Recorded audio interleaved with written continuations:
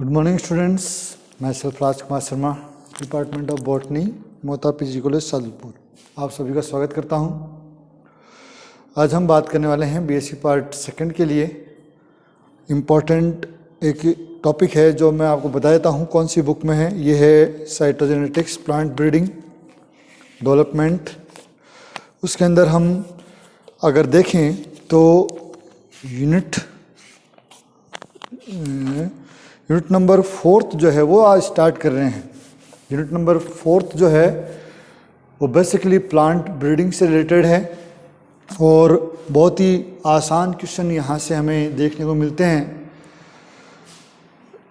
Related topic नहीं होने की वजह से हम इनको देखते नहीं और एग्ज़ाम में जब क्वेश्चन आते हैं तो हम छोड़ देते हैं या फिर गलत कर जाते हैं। जबकि यहाँ से जो भी क्वेश्चन आएगा वो बड़ा आसान क्वेश्चन आएगा, ईजी आएगा। यूनिट अपने आप में कंप्लीट यूनिट है, तो आप सभी जानते हैं कि यहाँ से आपको 1.5, 3 और 5 मार्क्स के क्वेश्चन मिलने हैं।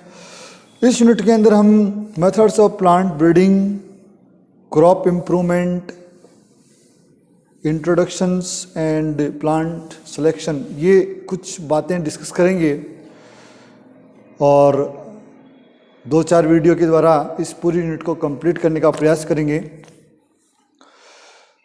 सबसे पहले हम अगर बात करें, देखें तो प्लांट ब्रीडिंग आर्थिक महत्व के जो पौधे हैं उनको वैज्ञानिक तरीके से इम्प्रूव करने का एक तरीका है। मतलब हम प्लांट ब्रीडिंग करते क्यों हैं, एक कॉमन क्वेश्चन अगर आप किसी किसान को पूछो या ऐसे व्यक्ति को पूछो जो इस वे में अपनी इनकम कमा रहा है, तो इसका सीधा सा मतलब हो गया कि पैदावार जो है या ये फसल जो है उसमें इम्प्रूवमेंट किया जाए जिससे वो फसल जो है वो और ज़्यादा उपज दे सके।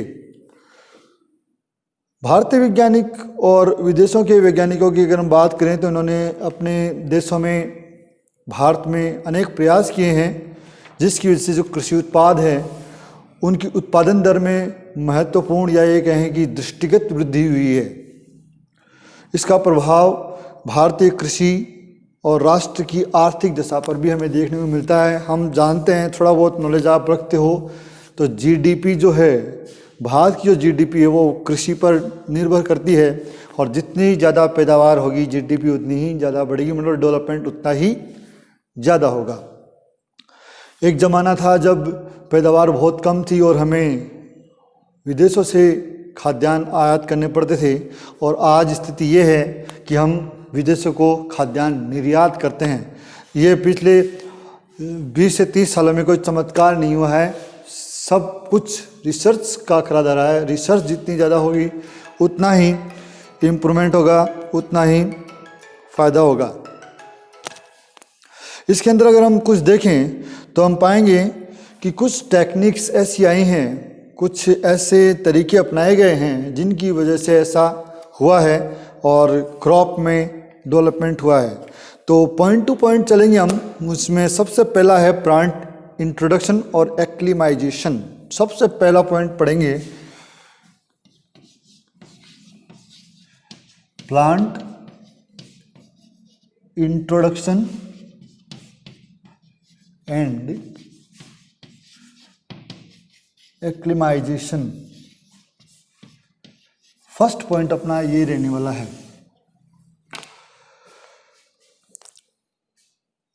ये टॉपिक जो है वो अपने आप में काफ़ी महत्वपूर्ण है और क्रॉप प्लांट्स की दृष्टि से, मतलब जो फसलीय पौधे हैं उनके लिए काफ़ी इम्पोर्टेंट भूमिका रखता है।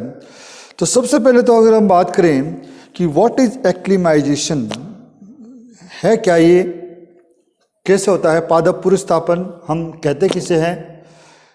इंट्रोडक्शन का मतलब होता है आना, लाना, कहीं से इंट्रोड्यूस करना, और एक्लिमाइजेशन का मतलब पुनर्स्थापित होना, मतलब वहाँ पर सेटल होना।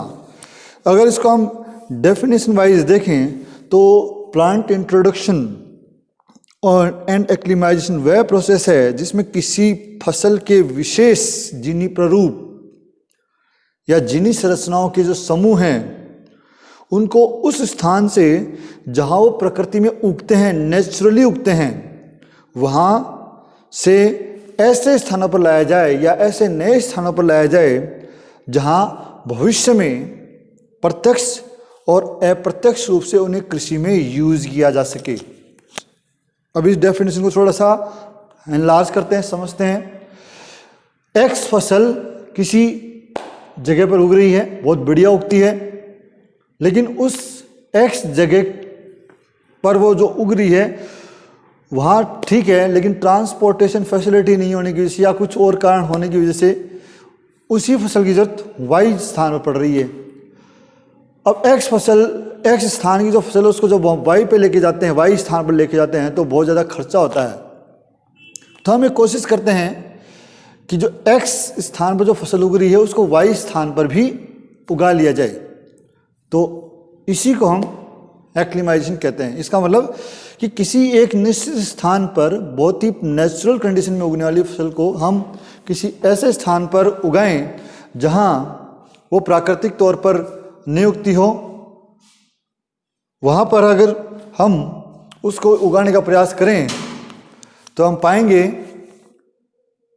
उसको कहेंगे एक्लिमाइजेशन प्रोसेस। ठीक है, इस डेफिनेशन को थोड़ा सा और आगे बढ़ाते हैं और देखते हैं कि ये क्या है। इस प्रकार से हम एक्लिमाइजेशन को डिफाइन करते हैं। भिन्न और परिवर्तित जलवायु में पादप व पादपों का जो सामंजस्य है उसे दशानुकूलन कहते हैं। इंट्रोडक्शन एंड एक्लिमाइजेशन का ये कंप्लीट डेफिनेशन वाला पार्ट हो गया। अगर पूर्व स्थापन किए जाने वाले पादप विदेशों से लाए गए हैं तो उसे आप एक्सोटिक कलेक्शन कहेंगे, विदेशज संग्रहण कहेंगे, विदेशज संग्रहण कहा जाएगा। होता यह है कि अधिकांशतः जो इंट्रोड्यूस्ड प्लांट वैरायटी है वो या तो जेनेटिकली मॉडिफाइड होती है या फिर हम कहीं से उसको इंपोर्ट करते हैं। पुराने ज़माने में बेसिकली इंपोर्ट करने का कार्य ही ज़्यादा होता था अंग्रेज़ों के टाइम में और 80s तक। आजकल जेनेटिक इंजीनियरिंग ने इस कार्य को थोड़ा सा आसान कर दिया है जिससे हम इसके साथ आने वाली बीमारियों से बच सकते हैं। यदि यही प्रजातियां देश के किसी एक भाग से दूसरे भाग में लेनी हो तो उसे देशज संग्रहण कहते हैं। अगर राजस्थान की वैरायटी को केरल में जाना हो तो वो जो है वो देशज संग्रहण कहलाएगा।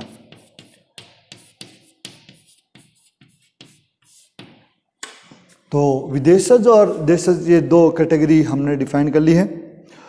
बीजों या पादपों के पुनर्स्थापन में जब भी हम इंट्रोडक्शन करते हैं या पुनर्स्थापित करते हैं तो ये बात हम ध्यान रखते हैं कि ये अधिकतर पर परागण वाले पौधे ही हों और प्राकृतिक रूप से पुनर्योजित होने के योग्य हो। ये खास बात है जिससे इनके नवीन परिस्थितियों में एडजस्ट होने की जो कैपेसिटी है वो काफ़ी बढ़ जाती है। सेल्फ रेप्लिकेट जो प्लांट हैं वो बेसिकली कुछ रिस्ट्रिक्टेड कंडीशंस के अंदर होते हैं और उनके अंदर इन्वायरमेंटल एडेप्टेशन ज़्यादा होता है, इसीलिए उनको अवॉइड किया जाता है। तो यहाँ पर चाहे विदेशज हो चाहे देशज हो, क्रॉस पॉलिनेटेड प्लांट का यूज किया जाता है।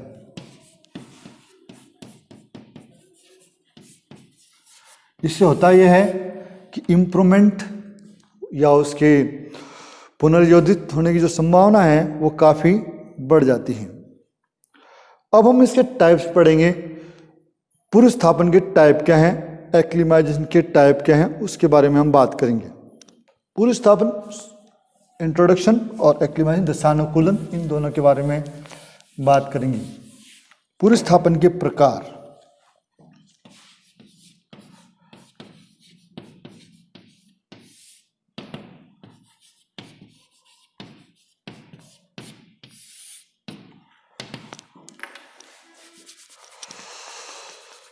पुनर्स्थापन बेसिकली दो प्रकार का है, दो पार्ट में बांटा गया है। एक है प्राइमरी,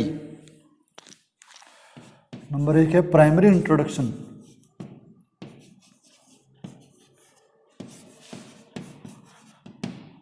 नंबर 1। सेकंड है सेकेंडरी इंट्रोडक्शन। तो पहले हम प्राइमरी समझते हैं, प्राइमरी क्या है। पहले मैं डेफिनेशन बोलता हूँ, उसके बाद मैं आपको इसके बारे में डिटेल समझाता हूँ। अगर पूर्व स्थापित किस्म नवीन जलवायु में अच्छी तरह से सामंजस्य करती है तथा अपने जीनोटाइप में बिना किसी परिवर्तन के व्यापक स्तर पर सीधे ही कृषि के रूप में उपयोग ली जा सकती है, तो उसे हम प्राथमिक इंट्रोडक्शन या प्राथमिक पुनर्स्थापन कहते हैं। बहुत ही सीधी और सिंपल डेफिनेशन है। हम अगर इसको डिफाइन करना चाहें कि अगर पूर्व स्थापित जो इंट्रोड्यूस्ड प्लांट वैरायटी है वो उस इन्वायरमेंट में बिना किसी जेनेटिक मॉडिफाइड के या बिना किसी चेंज के सीधे उग सके और इम्प्रूव हो, मतलब कहीं फायदा दे सके, तो वो प्राइमरी इंट्रोडक्शन में आएगी। इसके एग्जाम्पल आप सोनारा 64 ले सकते हैं, जो गेहूं की एक वैरायटी है, सोनारा 64।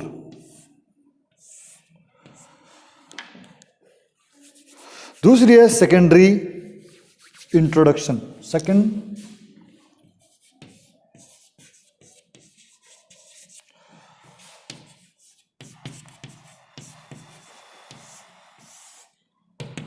सेकेंडरी इंट्रोडक्शन ये ले सकते हैं। अच्छी किस्म को पृथक करने के हेतु पूर्व स्थापित किस्म का चयन किया जाता है, ये हम जानते हैं। या इस प्रकार से पूर्व स्थापित पौधे को चयन हेतु अथवा देशज जीन प्ररूपों के साथ संकरण हेतु प्रयोग में लाया जाता है तथा इस प्रकार के पूर्व स्थापित द्वितीयक पूर्व स्थापन कहलाते हैं। इसका मतलब ये हो गया कि जो आपने वैरायटी ली है उसके अंदर आपको प्राइमरी चेंज करने पड़ेंगे। वो चेंज आप कैसे भी करें, चाहे आप क्रॉस से करें या फिर आप किसी जीन लेवल पर करें, तो इस प्रकार से चेंज करने के बाद जो वैरायटी आप काम में लोगे उसको आप सेकेंडरी इंट्रोडक्शन कहोगे, द्वितीय पूर्व स्थापित कहोगे। और इसके अंदर जो है गेहूं की एक वैरायटी है कल्याण सोना।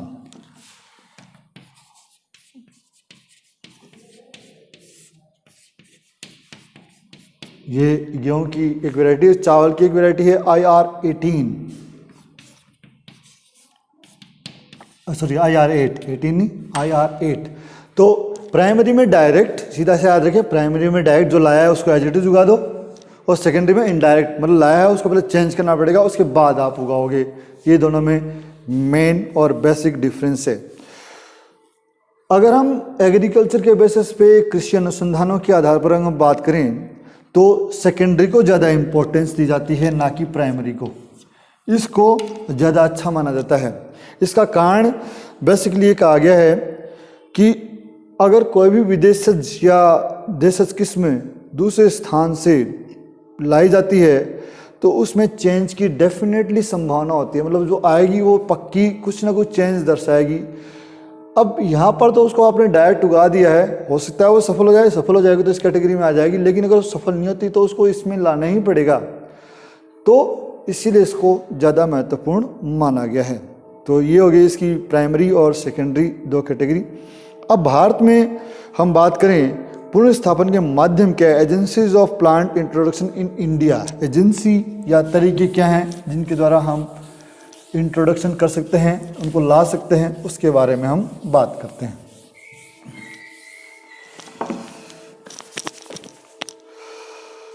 भारत में अगर क्रमबद्ध और सुव्यवस्थित ढंग से प्लांट इंट्रोडक्शन की बात की जाए तो ये शुरू हुआ 1964 में IARI द्वारा। 1964 IARI Indian agriculture research institute, IARI का मतलब है, जो कि एक जिसके अंदर एक ये इंस्टीट्यूट है, इसके अंदर एक कक्ष स्थापित किया गया है, बॉटनी प्लांट इंट्रोडक्शन डिवीज़न, ये स्थापित किया गया 1964 में। और 1976 में उसके बाद में NBPGR की स्थापना के साथ ही ये कार्य अलग कर दिया गया और NBPGR के अंतर्गत इसको किया गया। NBPGR इस संस्था ने कार्यभार संभाल लिया, पहले इसमें था और उसके बाद में ये इसमें आ गया। NBPGR पीजीआर के अंदर, National Bureau of Plant Genetic resources.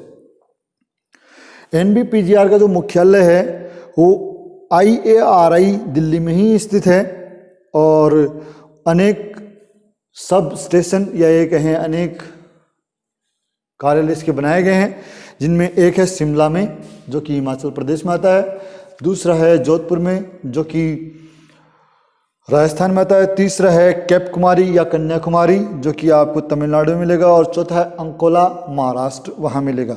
तो इन चारों को अलग अलग क्षेत्रों की वनस्पतियों के लिए लगाया गया है कि वो वहाँ की वनस्पति का अध्ययन करें और कौन सी काम की है, किस प्रकार से उसको इंट्रोड्यूस किया जाएगा, उसके बारे में अपनी सलाह दें। उपरोक्त के अतिरिक्त भी अन्य बहुत सारे केंद्र हैं जो इस कार्य में लगे हुए हैं। उनमें देहरादून का जो FRI है, फॉरेस्ट रिसर्च इंस्टीट्यूट, और BSI है, botanical survey of India, BSI, ये दोनों भी करते हैं। BSI जो कि कलकत्ता में है और FRI देहरादून में है, ये भी इसी कार्य को करने में लगे हुए हैं। ये इसका साइड वर्क मान सकते हो। अंतर्राष्ट्रीय स्तर की अगर बात करें तो रोम इटली में IBPGR स्थित है। रोम IBPGR वो स्थित है, वो ये कार्य देख रहा है, उसमें लगा हुआ है। तो आज के जो टॉपिक है उसमें हमने इसका प्राइमरी इंट्रोडक्शन देख लिया है, डेफिनेशन देख ली है, टाइप देख लिया है और इंस्टीट्यूट देख लिए हैं। हम इसको अलग अलग लेवल में करते चले जाएंगे, बढ़ाते चले जाएंगे। आप प्रत्येक लेवल को ढंग से रीड करें, देखें और कनेक्ट करें। तो ये आज का लेक्चर 1 है और मैं इसको अभी अपलोड करता हूँ। Thank you so much. आप सभी का दिन शुभ हो। धन्यवाद।